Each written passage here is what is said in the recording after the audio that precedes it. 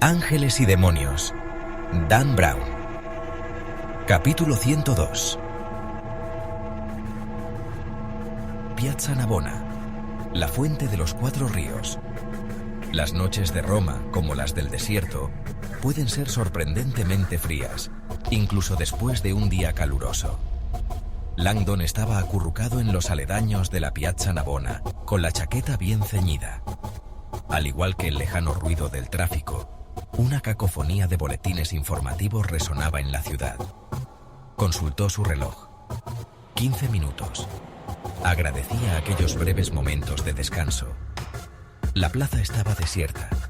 La maravillosa fuente de Bernini chisporroteaba ante él con temible brujería.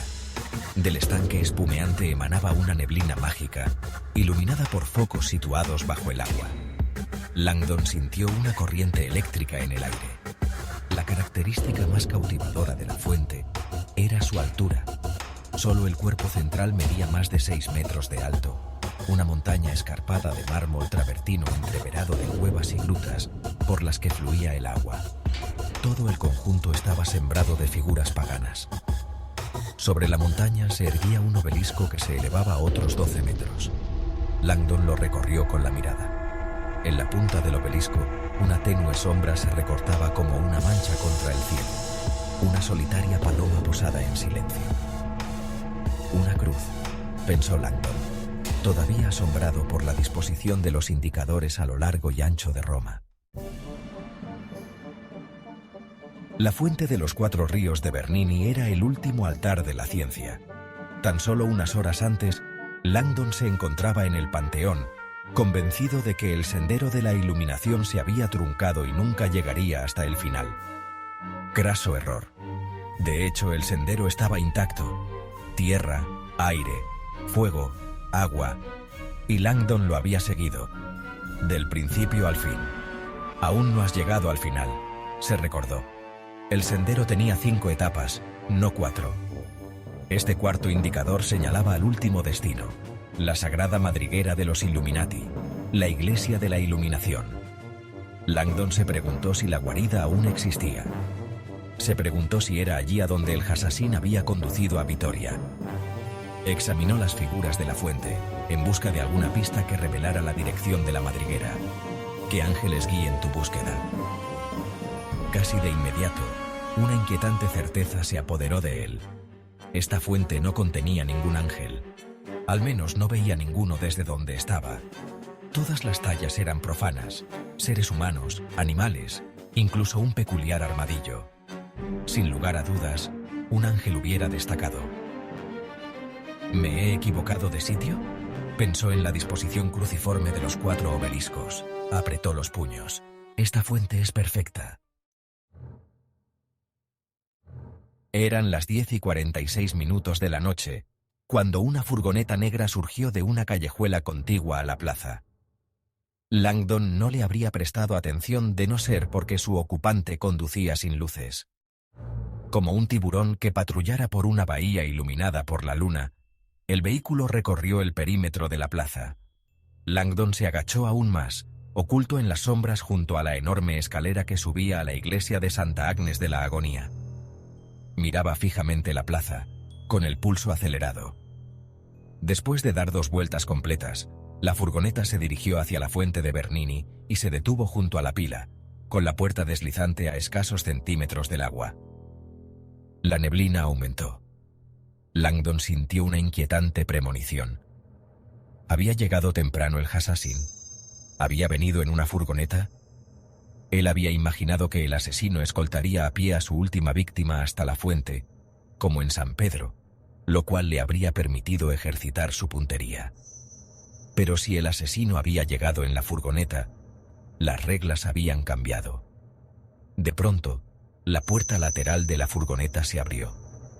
Un hombre desnudo, que se retorcía en su agonía, yacía en el suelo de la furgoneta. El hombre estaba envuelto en metros de pesadas cadenas. Arremetía contra los eslabones de hierro, pero las cadenas eran demasiado pesadas.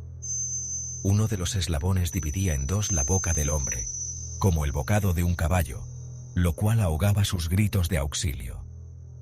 Fue entonces cuando Langdon vio la segunda figura, que se movía alrededor del prisionero en la oscuridad, haciendo los últimos preparativos. Langdon sabía que solo tenía unos segundos para actuar. Cogió la pistola, se quitó la chaqueta y la tiró al suelo, pues no quería que entorpeciera sus movimientos, ni albergaba la menor intención de acercar al agua el diagrama de Galileo. El documento se quedaría aquí, seco y a buen recaudo. Langdon avanzó sigilosamente hacia su derecha. Rodeó el perímetro de la fuente y se apostó directamente frente a la furgoneta. La enorme pieza central de la fuente entorpecía su visión. Corrió hacia la pila. Confió en que el ruido ensordecedor del agua apagara sus pasos. Cuando llegó a la fuente, trepó sobre el borde y se dejó caer en el estanque. El agua le llegaba hasta la cintura, fría como el hielo. Langdon apretó los dientes y avanzó con dificultad. El fondo era resbaladizo, doblemente traicionero por la capa de monedas arrojadas para tener buena suerte. Langdon presintió que necesitaría algo más que buena suerte. Mientras la neblina se elevaba a su alrededor, se preguntó si la mano que empuñaba la pistola temblaba debido al frío o al miedo. Llegó a la mole central de la fuente y giró a su izquierda. Se sujetó a las estatuas de mármol. Escondido tras la enorme figura tallada de un caballo, asomó la cabeza. La furgoneta se encontraba solo a unos 5 metros de distancia. El Hassassin estaba acuclillado en el suelo de la furgoneta y sujetaba con ambas manos el cuerpo envuelto en cadenas del cardenal, preparado para arrojarle por la puerta abierta a la fuente. Robert Langdon levantó la pistola y salió de la neblina, sintiéndose como una especie de vaquero acuático. «No se mueva». Su voz era más firme que la mano que empuñaba el arma. El Hassassin alzó la vista. Por un momento pareció confuso, como si hubiera visto un fantasma. Después, sus labios se curvaron en una sonrisa malvada. Levantó los brazos en señal de sumisión. «Así sea. Salga de la furgoneta. Se ha mojado. Se ha adelantado. Estoy ansioso por volver con mi presa». Langdon apuntó el arma. «No vacilaré en disparar». Ya ha vacilado. Langdon sintió que su dedo se tensaba sobre el gatillo. El cardenal estaba inmóvil, parecía exhausto, moribundo. «Libérele. Olvídese de él. Ha venido en busca de una mujer. No finja lo contrario». Langdon reprimió el ansia de acabar en aquel mismo momento. «¿Dónde está?» «A salvo, en algún lugar. Esperando mi regreso. Está viva». Langdon vislumbró un rayo de esperanza. ¿En la iglesia de la iluminación? El asesino sonrió. «Nunca la localizará». Langdon no le creyó. «La guarida sigue intacta». «¿Dónde?» «El lugar ha permanecido secreto durante siglos. Solo me han revelado su emplazamiento en fecha reciente. Moriría antes que traicionar esa confianza. Puedo encontrarla sin usted». Una idea arrogante. Langdon señaló la fuente. «He llegado hasta aquí. Igual que muchos. El paso final es el más arduo». Langdon avanzó con cautela. El Hassassin parecía notablemente tranquilo, acuclillado en la parte trasera de la furgoneta con los brazos levantados sobre la cabeza. Langdon le apuntaba al pecho, mientras se preguntaba si debía disparar y acabar de una vez por todas. No. Él sabe dónde está Vittoria. Sabe dónde está la antimateria. Necesito esa información. Dentro de la furgoneta a oscuras, el Hassassin miraba a su contrincante, sin poder evitar una sensación de compasión divertida. El norteamericano era valiente, lo había demostrado. Pero también inexperto, también lo había demostrado. El valor sin experiencia equivalía a suicidio. Existían reglas de supervivencia, reglas antiguas, y el norteamericano las estaba quebrantando todas. Tenías ventaja, el factor sorpresa. La has desperdiciado.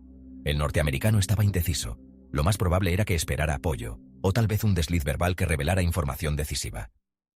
Nunca interrogues antes de inutilizar a tu presa. Un enemigo acorralado es un enemigo mortal. El norteamericano estaba hablando de nuevo, sondeando, maniobrando. El asesino reprimió una carcajada. Esto no es una película de Hollywood. No habrá largas discusiones a punta de pistola antes del duelo final. Esto es el final, ya. Sin quitarle la vista de encima, el asesino tanteó con las manos centímetro a centímetro el techo de la furgoneta, hasta encontrar lo que buscaba. Lo sujetó, con la mirada clavada en Langdon. Entonces, efectuó su jugada. El movimiento fue inesperado por completo. Por un instante, Langdon pensó que las leyes de la física habían dejado de existir. Dio la impresión de que el asesino colgaba en el aire.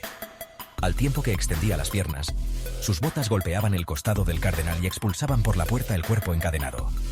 El cardenal cayó al agua y levantó una nube de espuma. Langdon comprendió demasiado tarde lo que había pasado. El asesino había aferrado una barra antivuelco de la furgoneta, utilizándola para proyectarse hacia afuera. Ahora, volaba hacia él con los pies por delante. Langdon apretó el gatillo. La bala atravesó el pie izquierdo del asesino. Al instante sintió que las botas del asesino entraban en contacto con su pecho y salió disparado hacia atrás. Ambos hombres se sumergieron en el estanque ensangrentado. Cuando el agua fría recubrió todo el cuerpo de Langdon, lo primero que sintió fue dolor. A continuación, el instinto de supervivencia cobró vida. Se dio cuenta de que ya no sostenía el arma. La había soltado en el momento del impacto.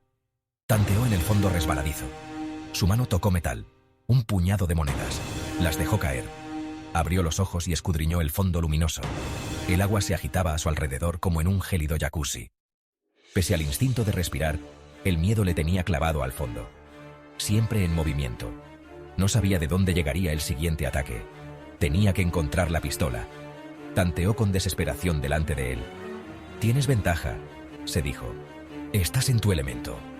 Aún con el jersey empapado, Langdon era un ágil nadador. El agua es tu elemento. Cuando los dedos de Langdon tocaron metal por segunda vez, estuvo seguro de que su suerte había cambiado. El objeto que tenía en la mano no era un puñado de monedas. Lo agarró e intentó atraerlo hacia él, pero al hacerlo, notó que su cuerpo se deslizaba en el agua. El objeto no se movía. Langdon comprendió, aún antes de pasar por encima del cuerpo retorcido del cardenal, que había agarrado parte de la cadena metálica que inmovilizaba al hombre y que servía de lastre. Se quedó paralizado por la visión de la cara aterrorizada que le miraba desde el fondo de la fuente. Espoleado por la vida que alumbraba en los ojos del hombre, Langdon asió las cadenas e intentó izarle hacia la superficie. El cuerpo ascendió poco a poco, como un ancla. Langdon tiró con más fuerza. Cuando la cabeza del cardenal rompió la superficie, el anciano aspiró varias bocanadas de aire con desesperación. Después, su cuerpo rodó con violencia, lo cual provocó que Langdon soltara las cadenas resbaladizas. Varia se hundió de nuevo como una piedra y desapareció bajo el agua espumeante. Langdon se volvió a zambullir con los ojos abiertos. Localizó al cardenal.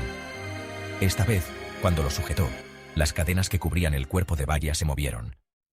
Y revelaron una nueva maldad, una palabra estampada a fuego en el pecho. Un instante después, dos botas aparecieron ante su vista. De una de ellas manaba abundante sangre.